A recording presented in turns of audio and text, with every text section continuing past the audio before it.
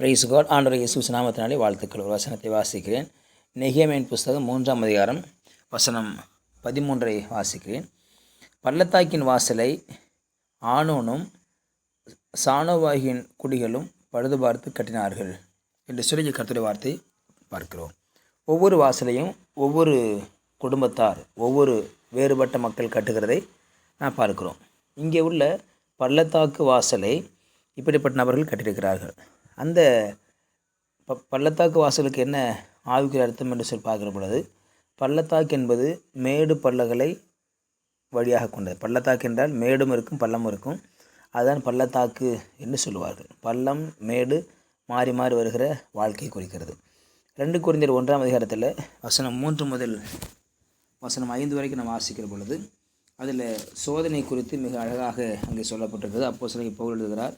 1 கொரிந்தியர் 1ஆம் அதிகாரம் வசனம் 4, தேவனால் எங்களுக்கு அருளப்படுகிற ஆறுதலினாலே எந்த உபத்திரவத்தினாலும் அகப்படுகிறவர்களுக்கு நாங்கள் ஆறுதல் செய்ய திராணியுள்ளாகும்படி எங்களுக்கு வரும் சகல உபத்திரவங்களிலேயும் அவரே எங்களுக்கு ஆறுதல் செய்கிறவர். நம்முடைய ஆண்டவருக்கு பெயர் சகல ஆறுதலின் தேவன் என்று சொல்லி 3ஆம் வசனத்தில் வாசிக்கிறோம். சகல விதமான ஆறுதலின் தேவன், அவர் நமக்கு ஆறுதலை கொடுக்கிறவர். உபத்திரவத்தின் மத்தியிலே, சோதனை மத்தியிலே, போராட்டத்தின் மத்தியிலே அவரே ஆறுதல் செய்கிறவராக இருக்கிறார். ஆகவே எங்களுக்கு தேவனால் அருளப்பட்டிருக்கிற ஆறுதலினாலே வருகிற எல்லா உபத்திரவங்களையும் அதில் அகப்படுகிறவர்களுக்கு ஆறுதல் செய்யும்படியாக திராணி உடவலாகும்படி எங்களுக்கு வரும் உபத்திரவங்களை அவரே எங்களுக்கு ஆறுதல் செய்கிறவராக இருக்கிறார்.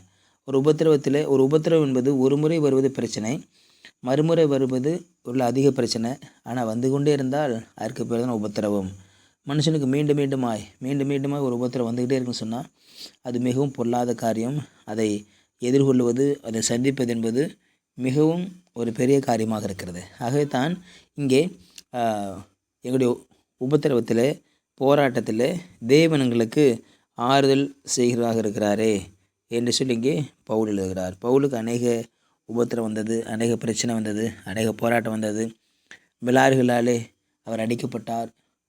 1 அடிக்குரிய குறை 39 அடிகள் அவருக்கு அடிக்கப்பட்டது. ஆகவே பலமுறை அவர் பாடுகளும் உபத்திரவங்களும் பட்டார் என்று சொல்லி பார்க்கும். தேவனுடைய ராஜ்யத்திற்காக அதிகமான பாடுகளை பட்ட புதிய ஏற்பாட்டில் உள்ள நபர்களை பார்த்தோம் என்று சொன்னால், இயேசு கிறிஸ்துக்கு பிறகு அப்போஸ்தலனாகிய பவுல் தான் அதிகமான பாடுகளை பட்டார். ஆகவே அவர் தைரியமாக எழுதுகிறார், எந்தவித பாடுகளையும் உங்களுக்கு உதவி செய்கிற, உங்களுக்கு ஆறுதல் சொல்லுகிறது ஒரு மனுஷனுடைய வார்த்தை அல்ல, ஒரு மனுஷன் பேசுகிற பேச்சு அல்ல, ஒரு மனுஷனுடைய செயல்பாடு அல்ல, தேவன் தாமே, அவரே சகல ஆறுதலின் தேவனாக இருக்கிறார். ஆண்டவர் வந்து ஒரு வார்த்தை சொன்னால் போதும், அவனுக்கு முழு ஆறுதலை வந்து சேர்ந்துவிடும். ஆக தேவனுடைய வார்த்தை மாத்திரம் ஒருவனுக்கு ஆறுதல் செய்ய முடியும் என்று சொல்ல பார்க்கிறோம். ஆகவே தேவனுடைய ஆறுதல் தாமே உங்களோடு கூட இருப்பதாக என்று சொல்லி இங்கே பவுல் கொரிந்து பட்டணத்தில் எழுதுகிற வார்த்தை நாம் இங்கே பார்க்கிறோம். ஆகவே தான் வசனம் 5 வாசிக்கிறோம், கிறிஸ்துவனுடைய பாடுகள் எங்களிடத்தில் பெருகிறது போல கிறிஸ்துவனாலே எங்களுக்கு ஆறுதலும் பெறுகிறது. அப்போ கிறிஸ்துவனாலே பாடுகள் பெறுகிறது. ஏன்னா கிறிஸ்து பாடுபட்டார்.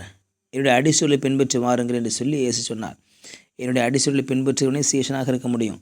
என் அடிச்சுவடுகளை யார் ஃபாலோ பண்ண வராங்களோ அவங்க தான் சீஷனாக இருக்க முடியும், வேறு யாரும் இருக்க முடியாது. ஆகவே நீங்கள் என் அடிச்சுவலை பின்பற்றுறதுனாலே நான் பட்ட பாடுகள் உங்களிடத்தில் பெறுகிறது போல கிறிஸ்துவினாலே எங்களுக்கு ஆறுதலும் பெறுகிறது. அவரிடத்திலிருந்து ஆறுதலும். அவர் சகல ஆறுதலின் தேவன். எந்த இடத்துக்கு போனாலும் அவர் அங்கே ஆறுதல் சொல்லிட்டு வருவார். எங்கே போனாலும் அந்த இடம் ஒரு கலரமாக இருக்கிற இடத்துல அவர் போனால் அங்கே ஒரு ஆறுதல், சமாதானம் உண்டாகும். ஒரு பிரச்சனை உள்ள இடத்துல, ஒரு சண்டை உள்ள இடத்துல அவர் போனால் அங்கே ஆறுதலும் சமாதானமாக இருக்கும். சில மனுஷங்க சில வீட்டுக்கு போனாங்கன்னா சமாதானமாக இருக்கிற வீட்டை சண்டை போட்டு வந்துடுவாங்க, நல்லாக்கி வீட்டை கெடுத்துட்டு வந்துடுவாங்க. ஆனால் இயேசு கிறிஸ்து அப்படி இல்லை.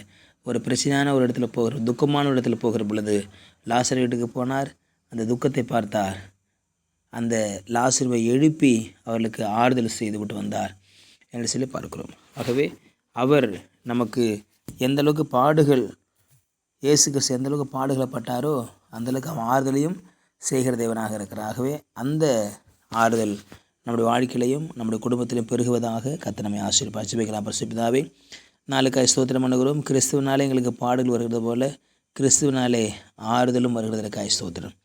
இந்த வார்த்தையை கேட்க உலகத்தில் ஆசிரிப்பராக இயேசுவின் நாமத்தில் ஜெபிக்கிறேன் நல்ல பிதாவே. ஆமேன்.